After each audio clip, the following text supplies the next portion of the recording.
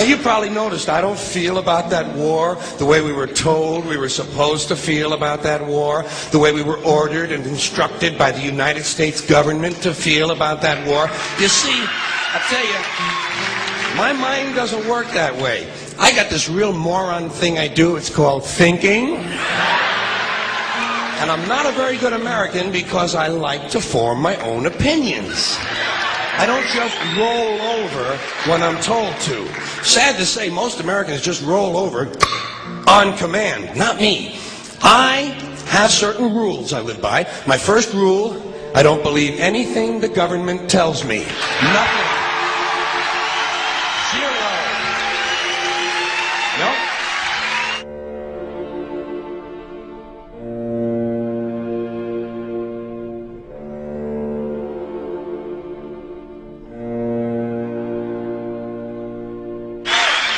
And I don't take very seriously the media or the press in this country, who in the case of the Persian Gulf War were nothing more than unpaid employees of the Department of Defense, and who most of the time function as kind of an unofficial public relations agency for the United States government. So I don't listen to them, I don't really believe in my country, and I gotta tell you folks, I don't get all choked up about yellow ribbons and American flags. Now, to balance the scale, I'd like to talk about some things that bring us together. Things that point out our similarities instead of our differences. Because that's all you ever hear about in this country is our differences. That's all the media and the politicians are ever talking about, the things that separate us, things that make us different from one another. That's the way the ruling class operates in any society. They try to divide the rest of the people. They keep the lower and the middle classes fighting with each other so that they, the rich, can run off with all the fucking money. Fairly simple thing, happens to work.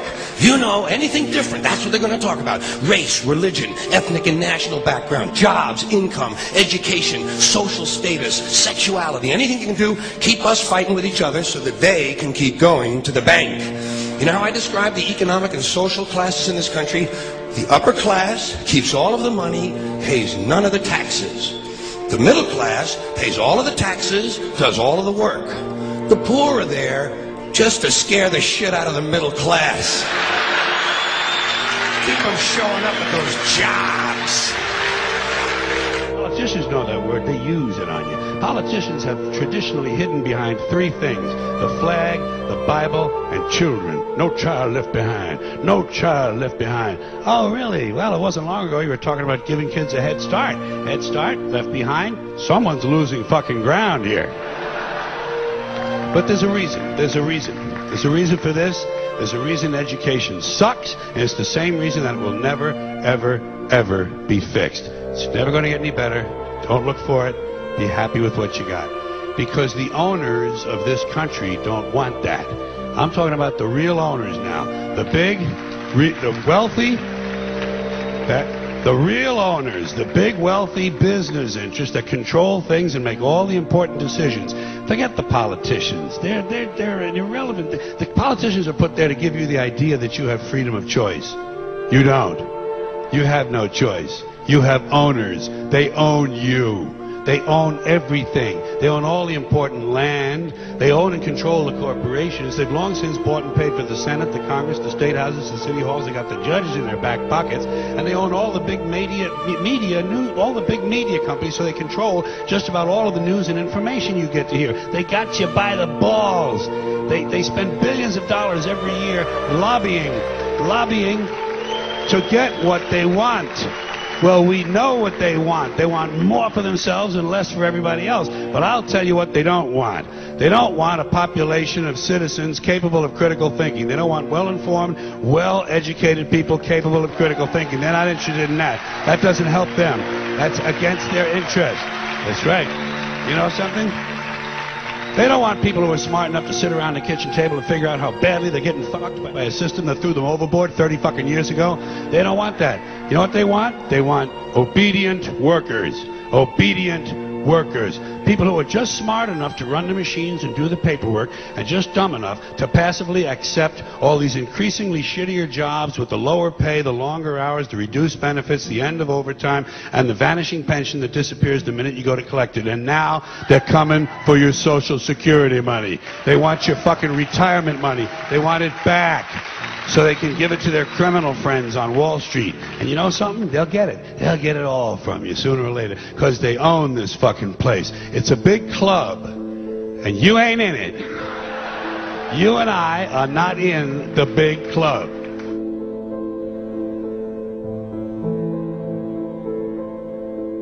The greatest form of control is where you think you're free when you're being fundamentally manipulated and dictated to.